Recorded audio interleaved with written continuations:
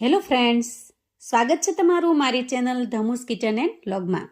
હવે બપોરની રોટલી રાત્રે કે રાતની રોટલી સવારે વધેલી દેખાય એટલે આપણને સો વિચાર આવે કે આનું શું બનાવશું. કેમ કે આ રોટલી થોડા સમય પડી રહી હોય એટલે તરત જ ભાંગવા લાગે અને ઘરના ખાય પણ નહીં. તો ક્યારેક આપણે એમાંથી ચેવડો કે રસીલી રોટલી કે પછી રોટલીના લાડુ બનાવી લઈએ.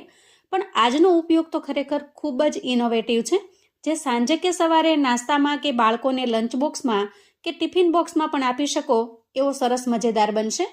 હવે આ નાસ્તો બનાવવા માટે તમારે કોઈ વધારાના મસાલા કે તૈયારીની પણ જરૂર નહીં પડે. તમારી પાસે જેટલી રોટલી છે અથવા તો જેટલી રોટલીમાંથી તમારે નાસ્તો બનાવવો છે એ લઈ લેવાની અને એના આ રીતે હાથથી ટુકડા કરી લેવાના છે. ત્યાર પછી એક ચોપર લઈએ અને આ રોટલીના ટુકડાને આપણે ચોપરમાં ઉમેરીને સરસ રીતે ક્રશ કરી લઈએ. જો ટુકડાનું પ્રમાણ વધારે હોય ને તો 2 વખત ક્રશ કરી લેવાના. વળી જો તમારે ચોપર ન લેવું હોય તો તમે મિક્સર જારમાં પણ ક્રશ કરી શકો છો. પણ જો જારમાં ક્રશ કરવા હોય તો આપણે એને પલ્સ મોડમાં ચલાવીને ક્રશ કરીશું, એટલે કે ચાલુ બંધ કરીને ક્રશ કરી લઈશું. કેમ કે જો વધારે પડતું ચાલી જશે તો એનો સાવ બારીક પાવડર બની જાય છે. એટલે જો સાંજની રોટલી હોય એ સવારે તમે બનાવતા હશો તો હાથથી પણ તમે ક્રશ કરી શકશો, તો તમારે આવા કોઈ સાધનની પણ જરૂર નહીં પડે. હવે જુઓ, અહીંયા રોટલીના ટુકડા તો આપણે કરી લીધા છે. ત્યાર પછી એનો નાસ્તો બનાવવા માટે એક મિક્સિંગ બાઉલ લઈશું અને તૈયાર કરેલા રોટલીના ટુકડાને એમાં ઉમેરી દઈશું. હવે અહીંયા મેં થોડા વેજીટેબલ્સને પણ સરસ રીતે કટ કરીને ઝીણા સમારીને તૈયાર કરેલા છે, જેનાથી નાસ્તાનો ટેસ્ટ ખૂબ સરસ બનશે. આ વેજીટેબલ્સમાં મીડિયમ સાઇઝની ડુંગળીને ક્રશ કરી લીધી છે, સાથે થોડા વટાણા, જે અત્યારે વટાણાની સિઝન તો નથી પણ મેં ફ્રોઝન કરેલા લીધા છે. સાથે સાથે આપણે થોડા કેપ્સિકમના ટુકડા પણ ઉમેરીશું અને એકદમ ઝીણી બારીક સમારેલી કોથમીર ઉમેરીશું. અને મેં એક બાફેલું બટેકું પણ સાથે લીધું છે, કેમ કે ઘરમાં આપણી પાસે બાફેલા બટેકા તો હંમેશા રહેતા હોય છે, જેથી ગમે ત્યારે નાસ્તો બનાવીએ તો એનો ઉપયોગ કરી શકીએ, જેનાથી બાઇન્ડિંગ પણ ખૂબ સરસ આવશે નાસ્તામાં અને ટેસ્ટ પણ સારો આવશે. તો બટેકાની છાલ ઉતારી લઈએ અને એને બારીક ખમણીથી ખમણી લઈએ, જેથી એનો એકદમ સરસ મજાનો માવો તૈયાર થઈ જાય અને નાસ્તામાં સરળતાથી મિક્સ પણ થઈ જાય.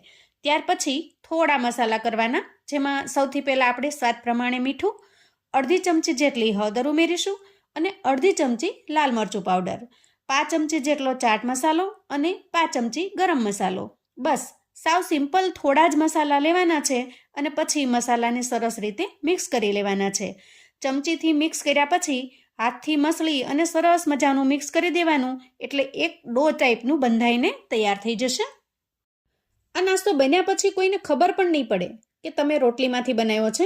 એનો લુક અને ટેસ્ટ જોતાં કોઈને લાગશે કે તમે કોઈ લોટમાંથી કે પૌવામાંથી કે પછી રવામાંથી બનાવ્યો હશે.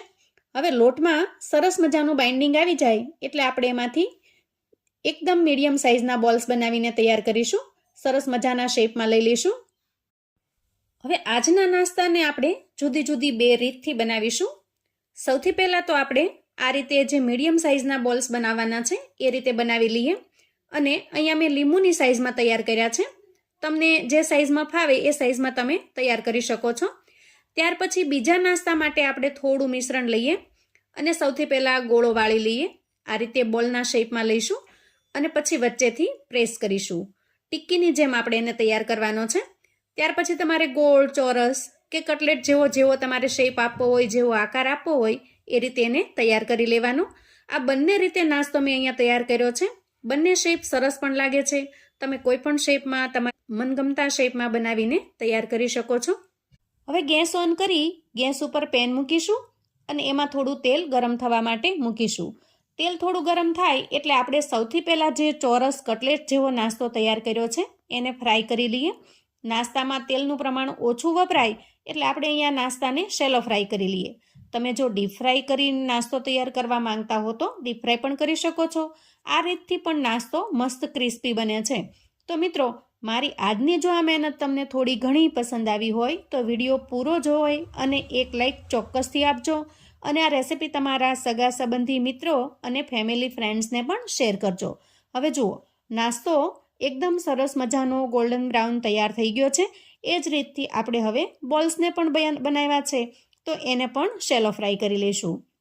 તમે આ બોલ્સવાળા નાસ્તાને ઓઇલ ફ્રી પણ બનાવી શકો છો. એટલે કે જો અપ્પે પેનની અંદર 2 ટીપા તેલ નાખી શેકી લેશો તો નાસ્તો એકદમ સરસ ક્રિસ્પી થશે અને તેલનો ઉપયોગ પણ નહીં થાય. તો અહીંયા આપણો સુપર ક્રિસ્પી બચેલી રોટલીમાંથી બનાવેલો નાસ્તો તૈયાર છે. તમે જોઈ શકો છો કે નાસ્તો ઉપરથી મસ્ત ક્રિસ્પી બન્યો છે. બિલકુલ બજારના નાસ્તા જેવો જ લુક લાગી રહ્યો છે.